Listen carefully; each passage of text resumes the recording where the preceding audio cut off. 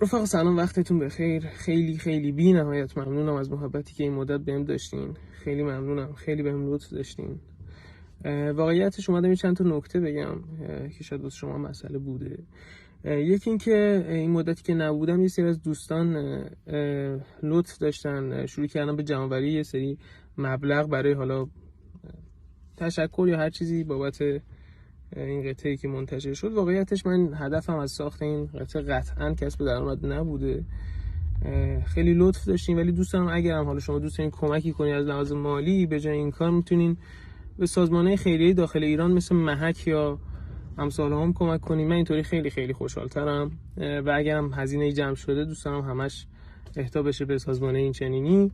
مسئله بعدی هم این که نگران نباشین و به شایعات توجه نکنین. دلیل اینکه این چند روزم نبودم این بود که یه سری نگرانی به وجود اومده بود، به خاطر اینکه خب این کار خیلی وایرال شده بود که نکنه من با جریان خاصی، با یه سازمان خاصی خارج از ایران در ارتباط بوده باشم و یه سفارشی بوده باشه و این سوء تفاهم برطرف شد. خدا رو شکر. واضحه که صرفا این کارو برای ابراز همدردی با مردمی که به هر حال نقد داشتن به شرایط جامعه نوشتم و خوندم، مثل اکثر هنرمندامون که همشون یک واکنشی نشون دادن. حالا به هر حال یه کاری وایرال میشه، یه کاری کمتر وایرال میشه و اون دست ما نیست. اگه دست ما بود که هنر انقدر متفاوت نبود با بقیه شغل ها و کارها.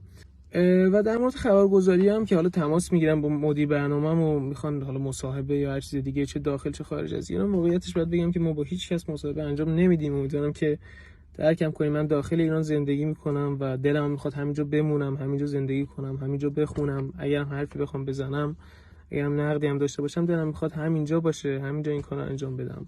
و مسئله آخرم این که خیلی دوست دارم که به خصوص تو این برهه نگرشمون به هم دیگه شبیه به یک خانواده باشه. به هر حال ما همه از این خاک و از این خونیم و دوست دارم که مسئولینم به خصوص تو این شرایط با اشخاصی که شرایط مشابه با من رو میگذرونن روی کردشون شبیه به والد و فرزند باشه.